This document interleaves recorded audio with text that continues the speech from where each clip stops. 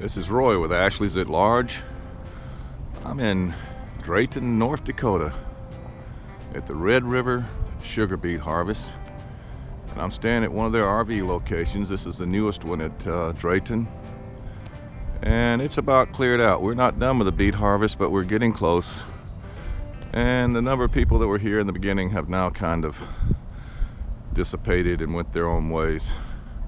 Various reasons. But anyway, I'm going to try to give you a little tour of how this life is. So right now I'm at the facility here. It's brand new. This is the only place you can get Wi-Fi on the park. They got that in after we were here for about 5 days. It's not complete. They're working on it.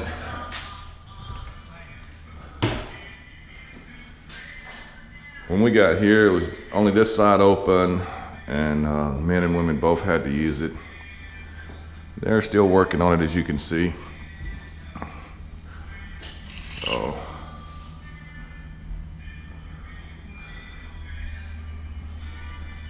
it does meet the need. You can get clean here if you're looking for a place to just relax and enjoy the Wi-Fi. Stay in your car because there's really not much relaxing going on here.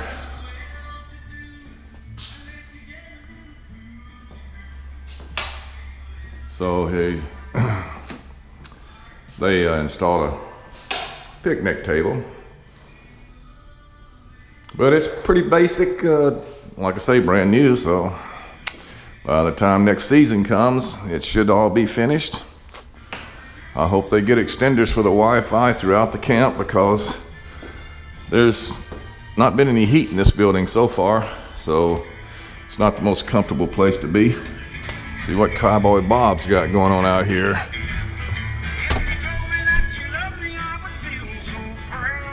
So the one thing I can say is the sunrise and the sunsets in Drayton are spectacular. Very few trees in the area.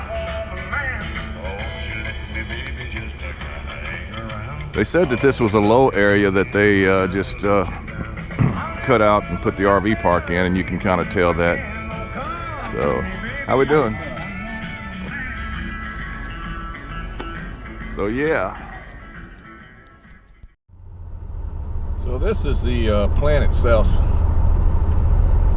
The RV park is right, I mean, it's not even a mile down here, I guess. This is Sunday. Normally we would be going to work, but it got too hot for the beet, so they called our work off for the Sunday work. We worked 4 hours yesterday on a Saturday. Saturday and Sunday is supposed to be our premium pay hours, and we won't be getting those, and that's created quite a bit of controversy with the workers. They're going to give us an additional 5% bonus if we stick out the whole process, which has made some people happy and some not so happy.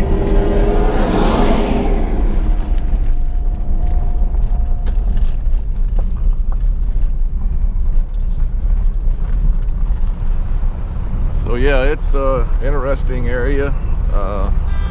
There's a north and south end. I'm working on the south end. You're on the south end now.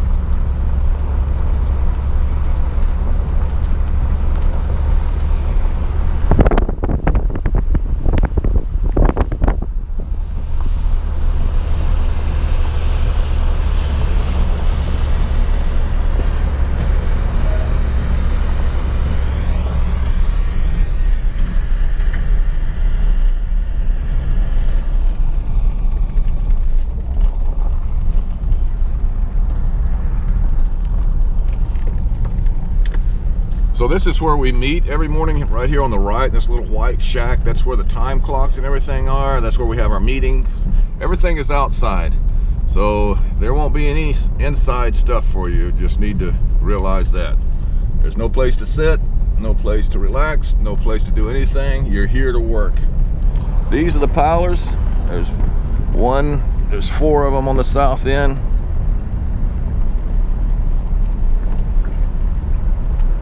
And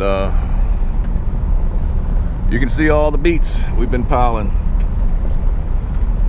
That pile there started Monday, and this is Sunday, so that's 5.5 days of beets that piler there has put on the ground.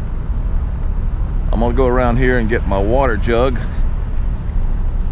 just so I can tell people I came to get my water jug. This electrical cord going across the ground, you'll be dragging that to keep up with the piler and the various workstations on the piler.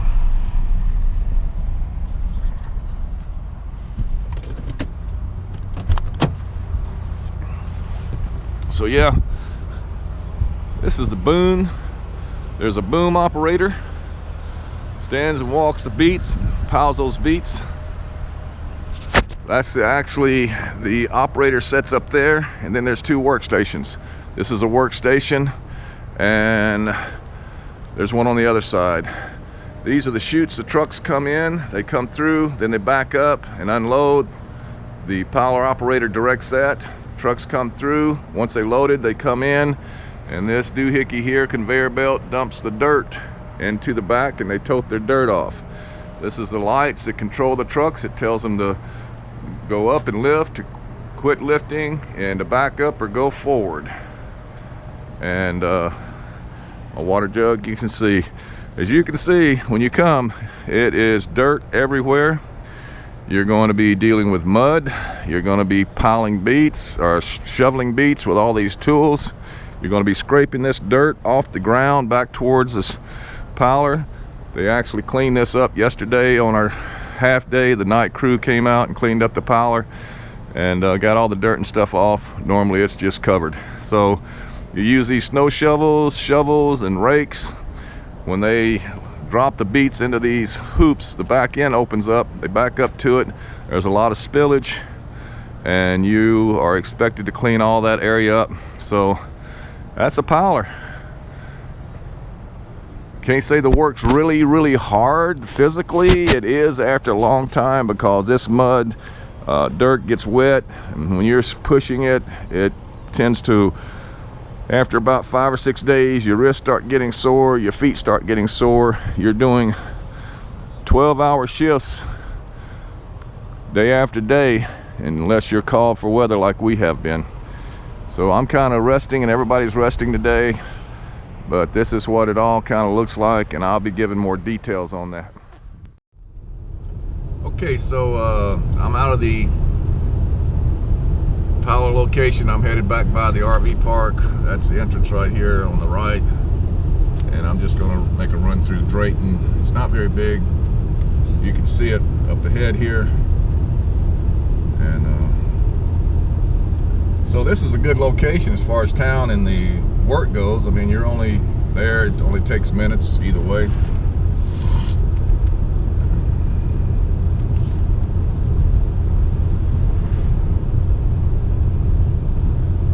I guess they do a lot of potato harvesting here also.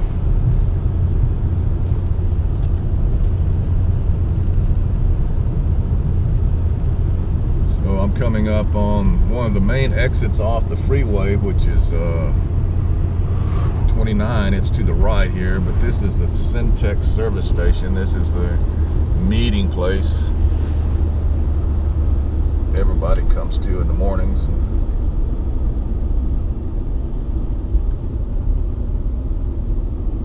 Well, I see gas has gone up again. It's always a good thing. Not.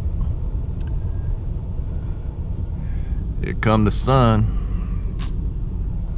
So Drayton, not much going on here. It's just basically just a little farm town that that's all they do.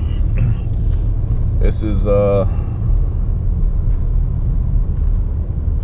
main restaurant here, Hastings Landing.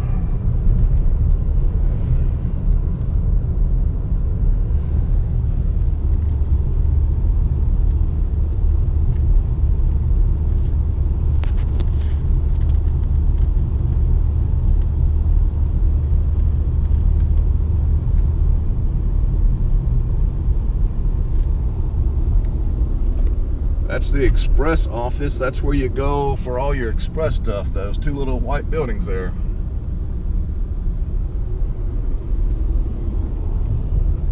Motel. I haven't seen the motel yet. I don't know where it's at.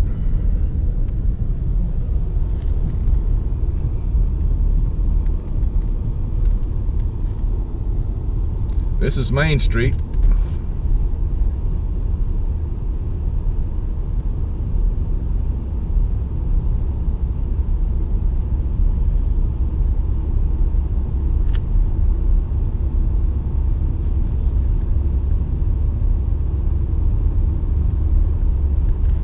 They do have camping at the city park. I've not been there, so let's just go down there and see what it looks like.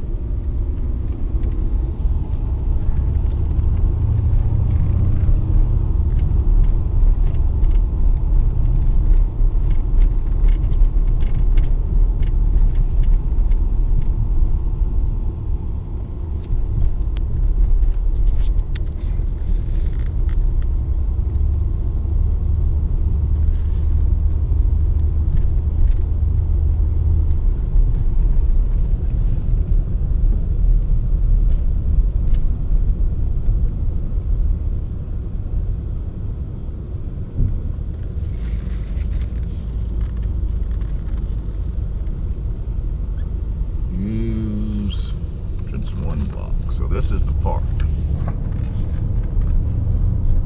Obviously, in October, we're not using a swimming pool.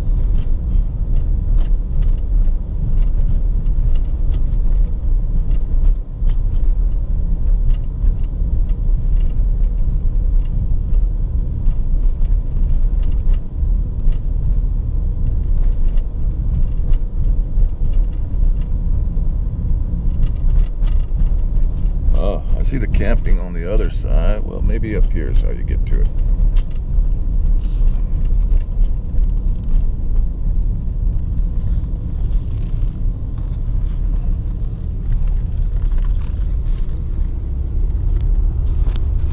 I don't know anything about staying here. I don't know how much it costs or anything. Looks pretty nice compared to where we're at.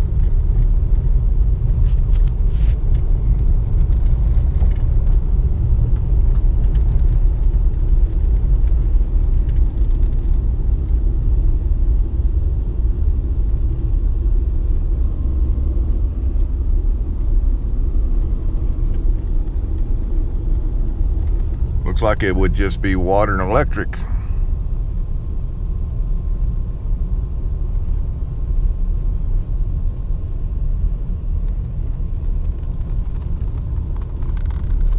Oh, here we go. $20 a day, $100 for the week, $230 for the month, $235. Looks like no sewer though, just water and electric.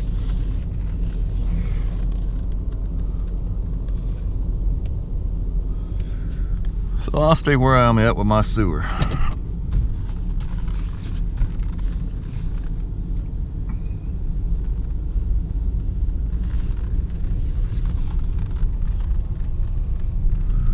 All right, but you know, if you're just making a stopover and you need a place to spend the night, tour the town, take 5 minutes to do that. Looks like a decent place.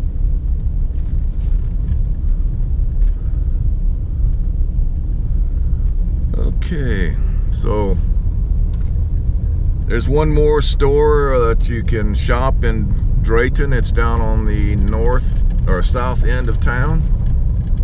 They've got more of a hardware selection. I'm gonna run you by the grocery store. When you come here, just expect high cost. It seems like they have marked everything up at least 50 to 80%. 4 light bulbs were 10 bucks. Just an example. A loaf of bread cost you $1.90, $2, $2.45 for the cheap bread. And I mean, everything is just tremendously marked up here at Drayton. It's a necessity. If you need something and you gotta have it, then you pay the price. But the people that run the store are very nice. They don't mind taking your money while you're here.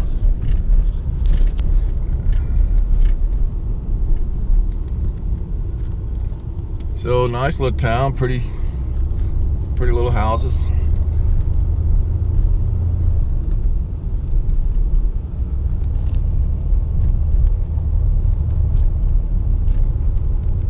Nice old Bronco. Okay, go back into town this way.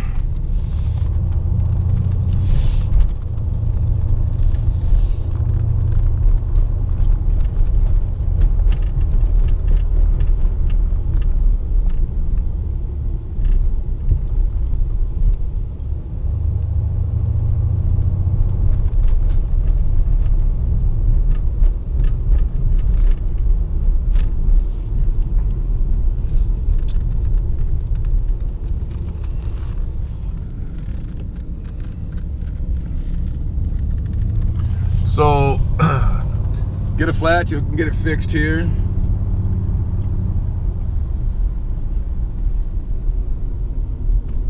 This is the grocery store.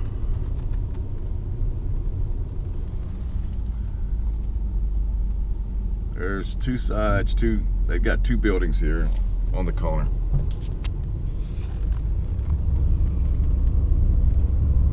And if you look over here, this is the little river that runs by Drayton. I guess on the other side of the river is Minnesota.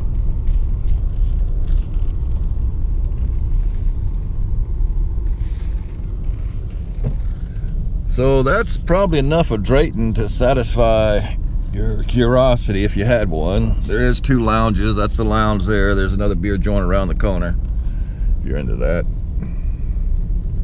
Really, it's hard to get any time. When you work 12 hours shoveling and doing all the stuff you do, your main thing is go get a shower, get your bed, rest up, and get ready for the next day. I can't say this has been a picnic, but it has been an experience. I've seen people go through mixed emotions, different people react different ways. Had a couple of girls that came here together. They've been to the beet harvest several times, but last Friday they got into a fight with each other and packed up and left. So sometimes being with your best friend's not the best thing. If you do, I suggest you come and separate, ask to be put on different powlers so you have some different time together.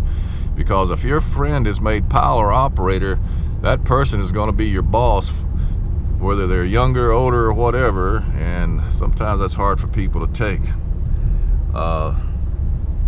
Thing I've noticed a lot is that there's cliques. People have been here before, they know the people here, they get choices. Obviously, can't say that that's wrong because they do have more experience, they know more about what's going on, and kind of have to work your way up through the ranks. But a lot of times they come as pairs or two or three and they form a little clique and they'll cover each other, and it's kind of detrimental to the whole team effort. The training is subpar. That's one of the reasons I want to make this. Then I'm going to make hopefully a video kind of showing what to expect. We'll stop in here for me a cup of coffee, and I'll be putting this video out today. Maybe I don't have much else to do here at Drayton, so I haven't posted for a while because I've just been really busy. But I'll be able to post this, my wife and them will kind of see what I'm going through here.